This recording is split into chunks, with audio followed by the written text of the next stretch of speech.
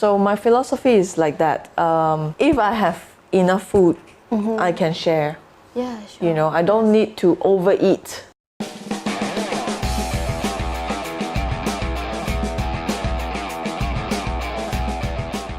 Alam mo minglawa, my style Myanmar page ကနေပြန်လဲကြိုဆိုလိုက်ပါတယ်ရှင်။ကျမတော့ Honey ထက်ထက်ပါ။ဒီနေ့မှာတော့ career and style interview session လေးမှာပါဝင်ထားခဲ့သူကတော့ Eileen ဆိုတဲ့မလေးရှားသူတယောက်ပါ။သူကတော့ City Mart အတွက် marketing consultant အတွက်လုပ်ပေးနေတာဖြစ်ပြီးတော့ strategy first ဆိုတဲ့အကြောင်းမှာဆိုလို့ရှိရင်လည်း digital marketing သင်တန်းကိုသင်ကြားပေးနေတဲ့သူတယောက်ဖြစ်ပါတယ်။အဲ့ဒါအပြင်မြန်မာနိုင်ငံမှာဆိုလို့ရှိရင်လည်း Prahita တွေကိုလုပ်ကိုင်နေပြီးတော့ Soy Eye ဆိုတဲ့ဒီ Prahita business လေးကိုတည်ထောင်ခဲ့တဲ့သူဖြစ်ပါတယ်။ဒါအပြင်ဒီဆင်းရဲတဲ့သူတွေကိုအထုပ်လေးတွေဒီစားစရာတွေဒီလိုအပ်တဲ့ပစ္စည်းလေးတွေလိုက်ဝေနေတဲ့ mobile movement ကိုလည်းတည်ထောင်ခဲ့သူပဲဖြစ်ပါတယ်ရှင်။ဒီနေ့မှာတော့သူရဲ့ဒီတည်ထောင်ခဲ့တဲ့ Prahita အကြောင်းလေးစိတ်ဝင်စားစရာကောင်းတဲ့သူရဲ့ career အကြောင်းလေးတွေကိုမေးမြန်းပြီးတော့မှာဖြစ်ပါတယ်။ဆက်လက်ဆောင်ကြည့်ပေးပါအောင်ရှင်။ You're also doing the contribution to Myanmar society, like giving away bags or the essential thing that the poor people needs. That's called mobile soup movement, right?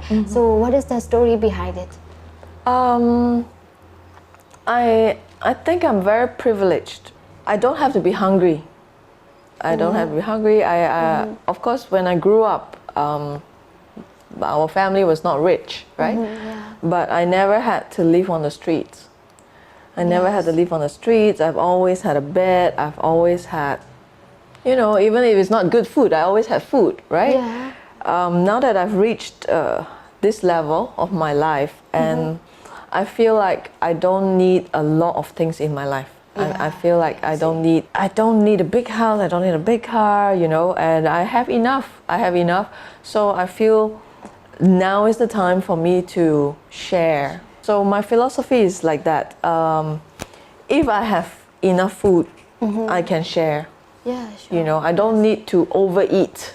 I don't need to keep a lot and eat a lot. You right? Yeah. That's the thing, right? Yeah. So you also have your own business also soy milk, right? Yes. So that's also part of your contribution, I think. So how did you manage this business? So for Soy Eye, it started because while in Cambodia, we were volunteering at the orphanage as well, my husband and myself. Yeah.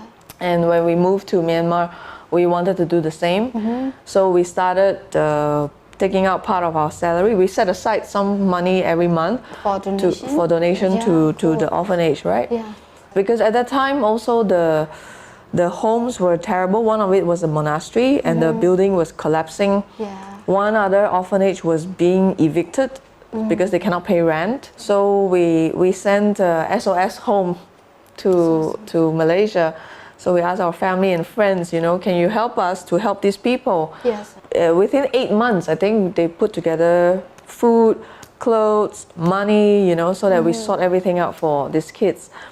And then later on, it was just me and my husband, and we thought I cannot be bringing in the money every month to donate to them, right? Yes. And I also feel it's not right because especially some of these kids, they're 18 years old, they're 19 years old, and they're doing nothing.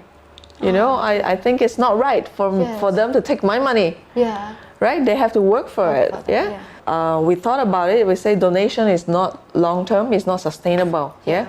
So we decided to start a business project for these children, because what if we are not here anymore?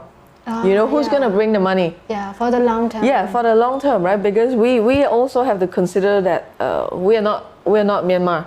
Yeah. We're not Myanmar people. We're just foreigners, right? So one day we might have to leave this country, and they will have to learn how to survive on their own. So that's the biggest part of our consideration, is to make sure they survive. Okay, so how is the Soy Eye business right now compared to the 2014 when you first started? Oh my God! When I first started in 2014, it was really, really tough. It was I think in my life, this has got to be the most difficult project that I ever done, because I was working with children from very, very different background. Yeah, they had psychological issues. They you know, they grew up in monastery, they didn't grow up with family and everything like that, right? So they had a little bit of issues with those. I had to teach them how to make the soy milk, how to do the business, how to go out and sell, and say that no, so it is a little bit difficult because when you ask them to go out to sell, they feel a little bit low self-esteem. No confidence. They feel everyone is better than them, so they instead of selling, they were hiding. And some of the boys have given up, some of the kids have given up because it just got harder and harder, right? As the business progressed. I think in end of November 2015, they participated in the ASEAN Impact Challenge. And they won the finals in Myanmar. So because they won the finals in Myanmar, they represented Myanmar to the finals in Malaysia. After that competition, when they came back, I said, you are not boys anymore, you are now men, because you already went overseas and you know, grown up. I said, I'm not going to come in every day and you know, check and tell you, do number one, do this, number two, do that. I'm not going to do that anymore. You have to learn to do this by yourself. So at the same time, the children's tuition fees, transport, you know, things like that, they have to pay for. Soy I has to pay for, right? So the good thing is the boys also have a lot of love for the children. So they think they we have to do this. So they continue to do. Right? They continue to do. Maybe some have left, and then we've got new ones coming in. I think the Soy I team is one of my proudest moments.